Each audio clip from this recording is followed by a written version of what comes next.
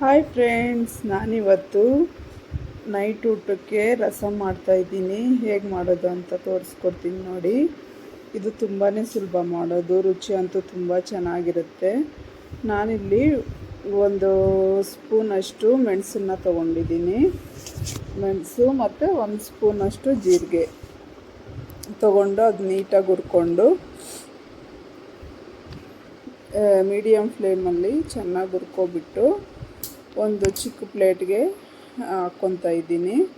ಮತ್ತು ನಾನಿಲ್ಲಿ ನಾಟಿ ಮೆಣಸಿನ್ಕಾಯಿ ತೊಗೊಂಡಿದ್ದೀನಿ. ನೀವು ಬ್ಯಾಡಗೆ ಮೆಣಸಿನ್ಕಾಯಿನೂ ಮಿಕ್ಸ್ ಮಾಡಿ ತೊಗೋಬೋದು, ಬ್ಯಾಡಗೆ ನಾಟಿ ಎರಡೂ. ನಾನಿಲ್ಲಿ ನಾಟಿ ಮೆಣಸಿನ್ಕಾಯಿ ಮಾತ್ರ ತೊಗೊಂಡಿದ್ದೀನಿ. ಇವನ್ನ ಮೂರನ್ನ ನೀಟಾಗಿ ಪುಡಿ ಮಾಡ್ಕೋಬೇಕು.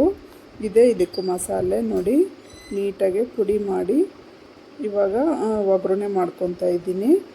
ಸ್ವಲ್ಪ ಎಣ್ಣೆ, ಸಾಸಿವೆ ಮತ್ತು ಚಿಕ್ಕದಾಗಿ ಕಟ್ ಮಾಡ್ಕೊಂಡಿರೋ ಬೆಳ್ಳುಳ್ಳಿ ಮತ್ತು ಶುಂಠಿ ಇದನ್ನು ಹಾಕ್ಕೊಂಡು ನೀಟಾಗಿ ಫ್ರೈ ಮಾಡ್ಕೋಬೇಕು. ಮತ್ತು ಕರಿಬೇವನ್ನ ಹಾಕಿ ಅದನ್ನು ನೀಟಾಗಿ ಫ್ರೈ ಆದಮೇಲೆ ಒಂದು ಟೊಮೊಟೊನ ಕಟ್ ಮಾಡಿ ಹಾಕ್ಕೊತಾ ಇದ್ದೀನಿ ನಾನಿದು.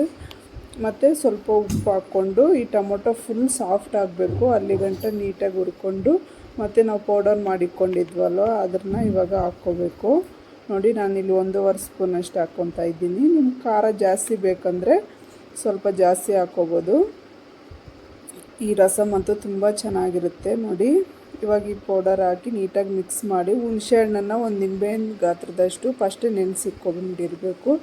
ಅದು ನಾನಿವಾಗ ಸೇರಿಸ್ಕೊಂಡು ಎಷ್ಟು ಬೇಕೋ ಅಷ್ಟು ನೀರು ಹಾಕ್ಕೊಂಡು ನೀಟಾಗಿ ಕುದಿಸ್ಕೊಂಡ್ರೆ ರಸಮ್ ರೆಡಿ ಆಗುತ್ತೆ. ತುಂಬಾ ಟೇಸ್ಟಿಯಾಗಿರುತ್ತೆ. ಇವಾಗ ಲಾಸ್ಟಲ್ಲಿ ರುಚಿಗೆ ತಕ್ಕಷ್ಟು ಉಪ್ಪು ಹಾಕ್ಕೊಂಡು ನೀಟಾಗಿ ಅದು ಕುದಿಬೇಕು. ಇವಾಗ ಕುದೀತಾ ಇದೆ ನೋಡಿ, ತುಂಬಾ ಟೇಸ್ಟಿಯಾಗಿರುತ್ತೆ. ಟ್ರೈ ಮಾಡಿ.